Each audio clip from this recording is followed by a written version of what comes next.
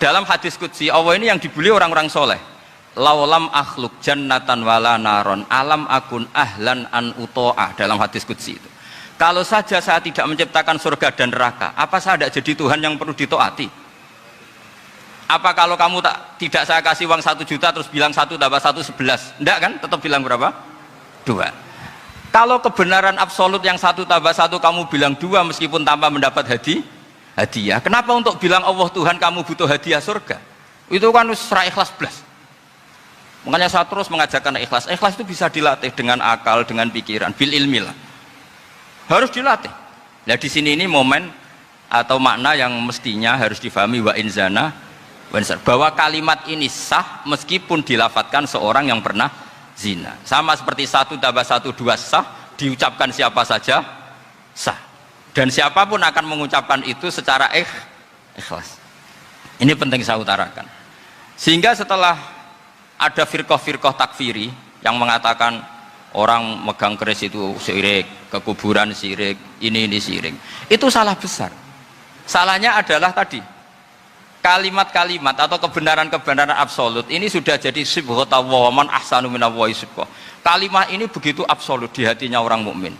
Sehingga ketika terganggu oleh hal-hal yang adat istiadat kayak pegang keris, kayak apa, ini tidak mengganggu. Tetap kualitas iman ini di atas keyakinan adat membawa apa keris. Kalau orang membawa keris menjadi syirik karena percaya sama makhluk. Orang misalnya kejawen kalau nggak bawa keris nggak nyaman. Orang kota itu kalau nggak bawa ATM juga nggak nyaman. Itu tidak dihukumi syirik. Kamu pergi lupa bawa HP nyaman enggak? Enggak, kenapa tidak dihukumi syirik?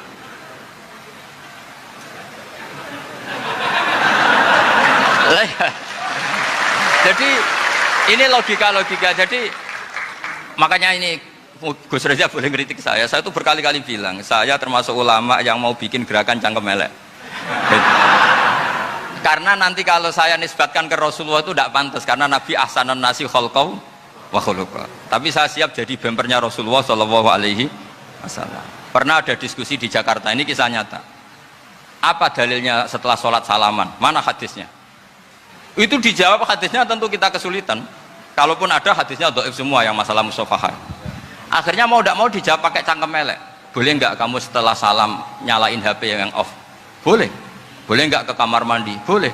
Oh berarti kencing boleh, nyalain HP boleh, yang nggak boleh itu ingat Allah. Karena mereka mengkritik wiridan, ngeritik salam. Akhirnya mikir deh, ada nggak hadisnya orang setelah sholat nyalain HP? Nggak ada kan? Tapi mereka nyalain HP nggak hambatan, tapi untuk salaman masalah kan? Ke kamar mandi boleh, tapi untuk wiridan nggak boleh. Akhirnya mereka sadar, oh ya. Lama-lama dibisi gini yang kelompok itu, kamu itu korban aliran supaya kamu gak ingat Allah, ingatnya HP-nya. Sehingga orang wiridan kamu kritik, orang nyalain HP tidak kamu kritik. Itu kelompok itu adalah kelompok orang-orang yang supaya orang Islam itu lupa Tuhannya. Itu gerakan cangkem elek, tapi jadikan orang sadar.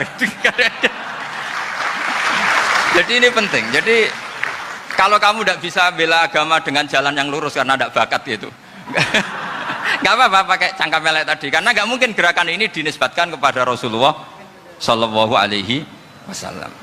Kalau soal sanad, saya punya sekian sanad tentang itu, tapi tidak usah kamu ikuti. Ada orang tanya, ya Pak Kiai, kalau setan dibakar di neraka panasan enggak? Ya panasan. Lo kan setan dari api, ngapain harus panasan? Kan materinya sama. Terus Kak Kiai tadi gak kesulitan, dia ngambil pasir, disawero di wajahnya. Wah sakit Kiai, kamu kan dari tanah, kena tanah kok. Jadi itu ada sekian, artinya gini ya, kalau kesulitan jawab pakai baik-baik ya sudah pakai cangkem elek itu aja karena. Nah, tapi tentu kan gerakan ini tidak mungkin dinisbatkan kepada para nabi. Tapi saya pastikan meskipun nggak bisa dinisbatkan kepada para nabi dari segi cangkem elek tadi, tapi secara semangat itu sama. Saya punya sekian contoh. Benar Gus Riza tadi gojok saya sengawur-ngawurnya itu masih punya sanad. Itu pas saya ngawur pun masih punya apa? Sanad. Nabi Ibrahim itu ketika faja'alahum judatan illa kabirallahum itu si berhala paling besar dikasih kapak. Ketika mereka geger, ini siapa yang berhala kecil? Kata mereka, sami'na fatayat kuruhum yuqalu lahu Ibrahim. Ya kira-kira Ibrahim lagi. Terus setelah Ibrahim didatangkan, siapa yang melakukan ini semua? Ini jawaban Nabi Ibrahim, bal fa'alahu kabiruhum hadza. Ya tanya yang bawa pedal, saya kan tidak bawa. Terus kata orang-orang, otak kamu itu di mana? Masa berhala disuruh nanya, kan nggak bisa ngomong. Ibrahim kembalikan, uffil lakum walima ta'buduna min dunillah. Lalu otak kamu di mana? Sudah tahu nggak bisa ngomong kok disembah gitu. Itu ada kata uffin loh. Uffin itu kalau diterjemah kira-kira ya agak-agak jancuk gitu. Kira-kira ya kira-kira seperti itu. Jadi sekarang dalilnya jancuk apa sih? Pakai dengan biasa kalau misalnya saya kira sudah jadi terjadi. Gimana? Jancuk itu dari daksu, dak tinggalkanlah suan perkara sing elek. Krono ilate wong Surabaya kakean rawon akhirnya ngomongnya jancuk.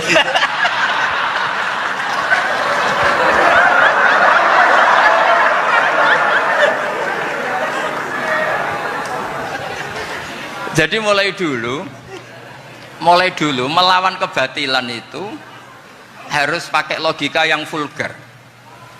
Karena memang nggak mungkin dengan bahasa-bahasa priayi itu nggak mungkin.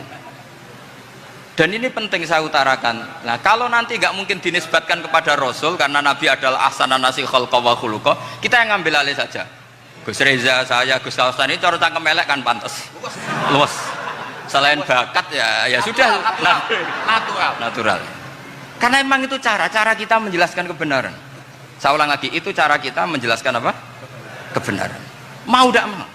Saya pernah ditanya sama seseorang, Gus, beberapa nabi itu kan poligami itu bukti hipersek, karena yang tanya itu orang nasionalis yang nggak pati senang Islam.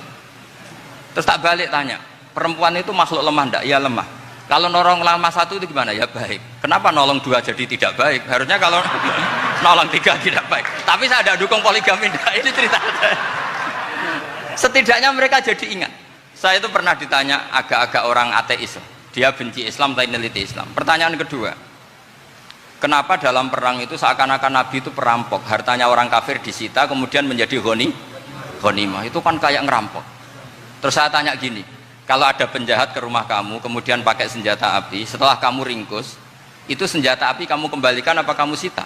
Oh ya saya sita, kalau tak kembalikan dipakai ngerampok lagi. Ya sama seperti itu, kalau kekuatan mereka dikembalikan akan dipakai kekuatan mereka lagi. Jadi ya lagi-lagi ini kemenangan orang serius. Karena nanti guyonnya sudah dintekno sama Gus Safa sama Gus Riza. Nah, kenapa saya ngajar begitu rileks, begitu santai? Karena pikiran saya sederhana. Fa innal uqula muttarratun ila qabilil haq. Akal sehat pasti dipaksa menerima apa? Kebenaran. Sehingga kebenaran itu tidak usah kamu ngomongkan secara serius, secara tidak perlu. Kebenaran itu mudah diterima. Saya itu pernah ngaji berkali-kali di Jogja di mana-mana sampai ada buku seorang dokter nulis tesisnya itu bangga lagi menjadi muslim setelah ngaji saya itu. Karena saya menerangkan itu ringan. Orang Islam itu harus mencintai Allah. Ciri utama cinta itu tidak tegang, rileks.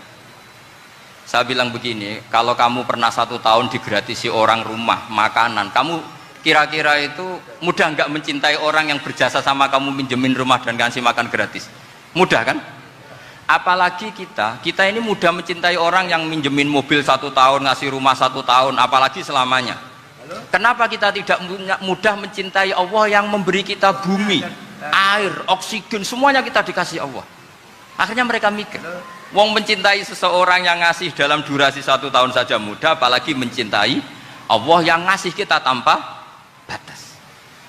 Itu disebut walladzina amanu asaddu hubbal lillah. Orang mukmin itu mudah sekali mencintai Allah. Caranya dilatih tadi.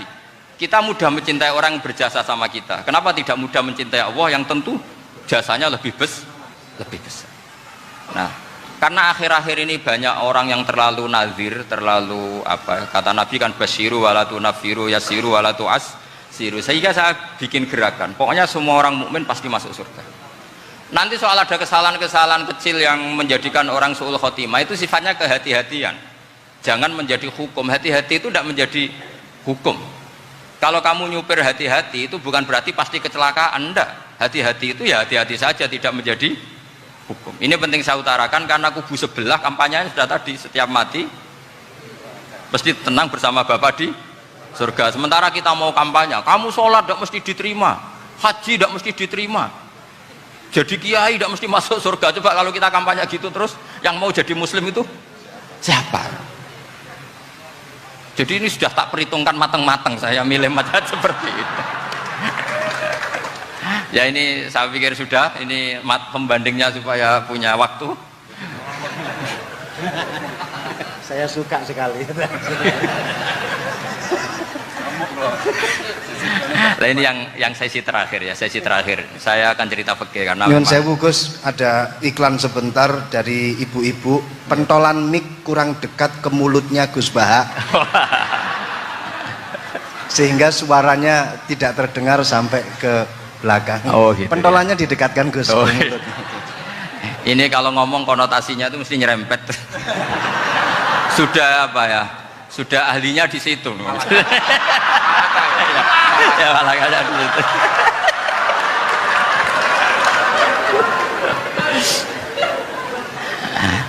Dalam sesi terakhir saya cerita pentingnya pembanding. Imam Rafi'i itu yang ngarang kitab Muharrar. Kitab Muharrar ini adalah ringkasan dari kitab Al-Wasit. Al-Wasit itu karangannya Imam Ghazali. Al-Wasit sendiri ini khas ngaji NU, karena NU maknanya Nahdlatul Ulama, gerakan para ulama. Jadi kalau nggak ngerti alim-alim seperti itu ya ada NU. Sebenarnya sampai itu pasnya Nahdlatul Ummah, gerakan umat. Tapi kan sudah jadi partai politik Nahdlatul Ummah. Karena yang katakan NU itu Nahdlatul Ulama, gerakannya para ulama.